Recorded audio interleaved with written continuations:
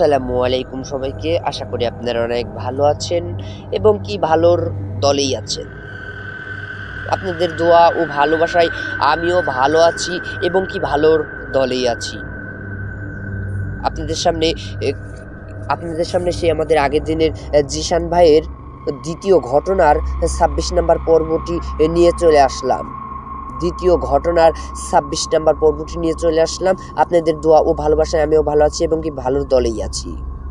আপনারা আমাকে ভালোবাসেন এবং আমি আপনাদেরকে ভালোবাসি বলেই প্রতিদিনকার মতন একটি করে ঘটনা নিয়ে আসতে পারি এবং কি আপনাদেরকে শোনাইতে পারি, আপনাদের কাছে পৌঁছে দিতে পারি।